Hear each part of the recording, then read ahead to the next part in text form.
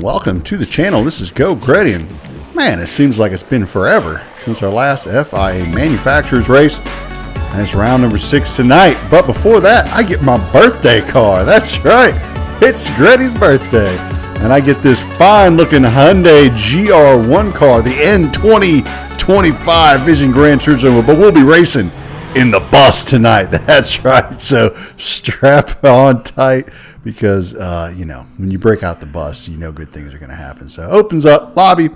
I'm door number 6, which is good for me, because I didn't want to be in a lobby where I was like door number 18 or 19, because I didn't think I was going to do too well in the bus here. The DBR9, man, it's tough to get around this track. Had to have a good qualifying, and so that's what this is right here. This is the qualifying lap. Took corner 1 pretty well. Get on the brakes here. DBR9 does not have the best brakes. Really standing on them there through corner number 2. Heading towards corner number 3. Got on the brakes right there by the double cones. Trying to use as much of the track as I can. I use that right-hand curbing all the way, cut across the curb. Here, you don't want to use any extra curbing because you will fly off the track. Little awkward through there. I probably lost a tenth or two in that corner. Wasn't real happy with that corner. As you can see, the car that's in front of me kind of started to pull away right there. Now, GT Haas in front of me, I think he qualified in like second, maybe even first. I don't remember. So he was pretty quick. Get on the brakes there before the red dot on the guardrail. Try and cut as much curb and use all that curb on the left. Takes a little bit of practice to not be afraid of dying using that curb. And here's the scariest corner on the entire track. Make it through there without dying. Just happy about that. Didn't quite get down into the corner enough, so I probably lost another tenth or so there. Last corner, need to lay it down through here. Get through there pretty nicely, actually. Not too upset with that. And come down this final straight, hoping to get in the low 122s, 122.5, about the best I've done before. And I get a 122.725, which was great for me. That was a good qualifying time, which put me in P8 to start the race. So getting on to the start of the race, what is the tire strategy? Well, you can do a nose stop here. I've seen folks do it. Not really the fastest way around, though. It seems like the one stop is the way to go. Some people are saving fuel and able to make that work. Others are kind of pitting late with their tires, especially I've seen that happen with the Porsches. They tend to be able to hold on their tires a little bit better. So for the most part, you know, you only have the soft tire to choose from, so it's a one stop or a no stop. I'm going to go with the one stop. And I'm going to come in around lap 11 because my tires start falling off about lap 8. I'm going to rev it out because I found that revving it out, well, I was really only saving about 6% by not. So that's less than a second, but I was gaining more than a second by revving it out. So I figured, why not? Let's do it that way. So come on board here. I'm fooling around with my brake balance and my fuel trim. I want fuel trim on 6 until we get to the 3, 2, 1 countdown. You know, brake balance, I was back and forth between 3 to the rear and 2 to the rear. I just couldn't really find the perfect balance for this car around the track. Even kind of experimented with 4 to the rear a little bit, trying to get this big old bus to rotate. That's why I went with the bus livery. Man, the DBR9 is like, I don't know what they did to the front end of this car, but it does not want to turn. So, very pushy car. Heading out through corner 1 with the cold tires, managed to get through there without any trouble. On the brakes, late, getting right on the back of BR383 in the vet. And behind me, we believe that's an Aston behind me. If it's not an Aston, it's a Jag, I think. But regardless, got to keep the head down. Got to stay in the slipstream in order to try and get my times to continue to go quicker and quicker rather than deteriorate along with my tires. So we do manage to stay in the slipstream here towards the end of lap number 1. So very happy with that. And behind me, they're still in my slip as well. As you can see, BR383 looking down the inside of Saba there. And man, Saba goes way to the inside to block BR383 going down through corner 2. And then, so it's getting a little racy up here in front of me. I'm kind of licking my chops. I'm like, yeah.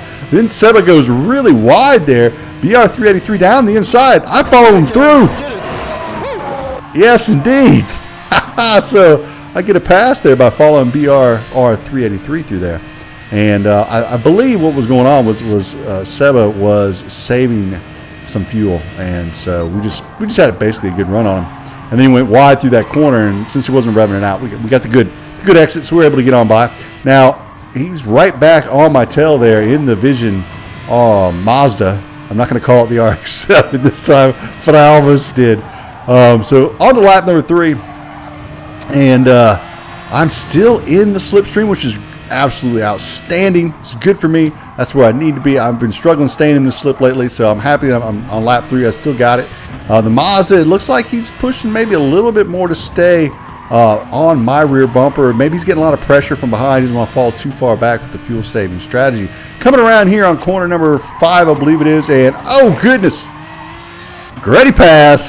That's right. So what happened here? Well, Impatient Meteor was just going around through this corner, just got on that curb. Remember I told you before, you touch that curbing and it's death. Impatient Meteor, man, he exited off to the right there, unable to stay on track, so he's going to fall back pretty far.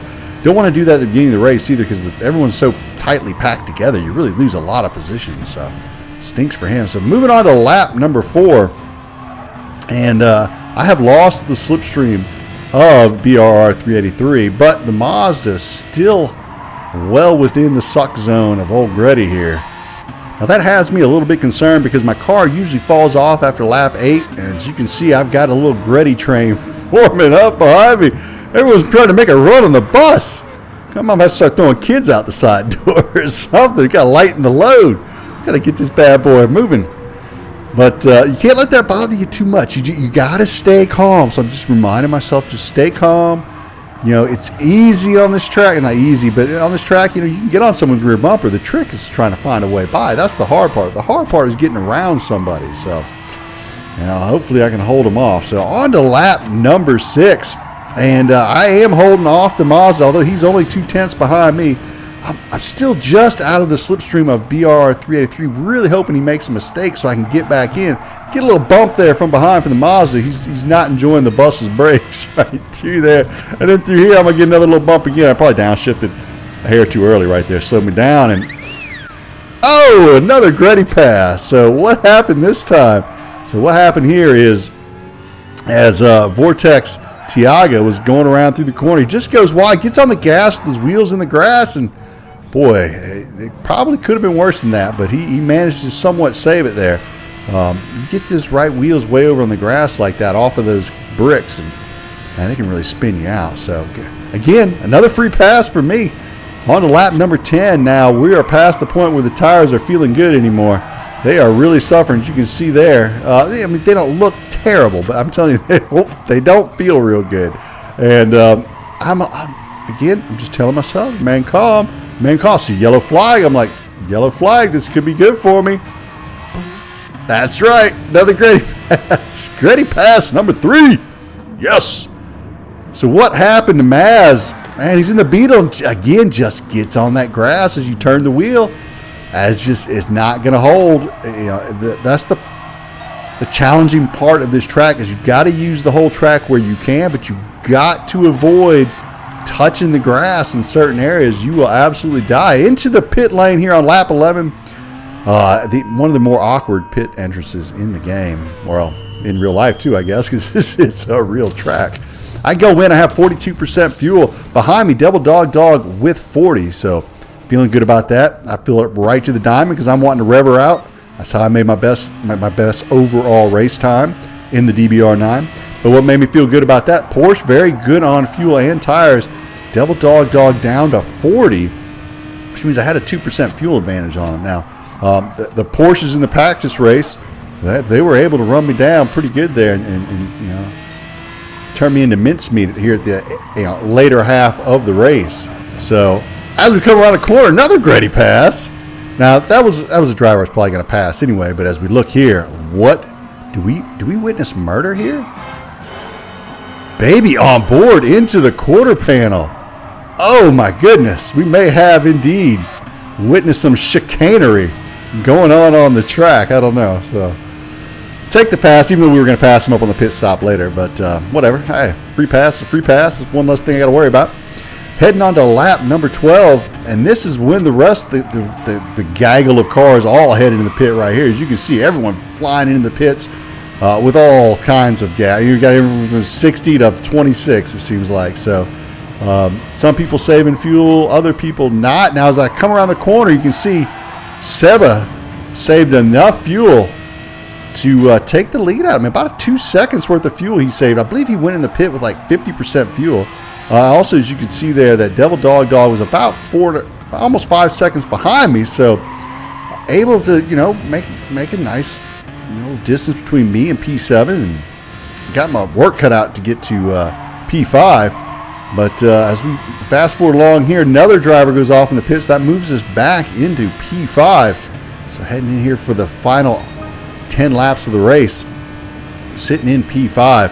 Lap 20, as we come around through corner number 1, when we look here at the times, you can see my lead has been cut down dramatically to Devil Dog, and Seba was able to open up about another 1.5 seconds to me. So starting to worry a little bit about that Porsche coming on strong here at the end at the hands of Devil Dog. Can he chase me down in the final few laps? It's going to be tight, folks. As we head around lap 23, final lap, something you don't always see. Geauxgreddy in an A+ lobby. Laps, Mad Night Mopar. Can't say I was unhappy about that. Oh, got to enjoy lapping somebody in an A+ lobby. That makes you feel good. All right. So, coming down through the last few corners here, we got Maz behind us. He managed to pass Devil Dog. If you remember, that is the Beetle that spun out earlier in the race. Now, he's pretty quick through here. He was in P2 or P3 to start the race. So, I'm just trying to hit my apexes, not do anything silly. Don't hit the grass. Keep the head down, Geauxgreddy. Focus towards the finish. As we come around the final corner, I just got to avoid the grass here on the left-hand side. I do so with plenty of margin to spare. Head down the final straight, fuel in the tank, cross the line, and P5. Good finish there. I got upgrading points there, 210 points. VR went up, so overall, good day in the school bus. So we make it happen at Brands Hatch. So hope you enjoyed the video. If you did, hit the like and or subscribe. Come back, check out more of the action. For myself, Geauxgreddy. Y'all have a great evening. DJ Clean, take us out of here.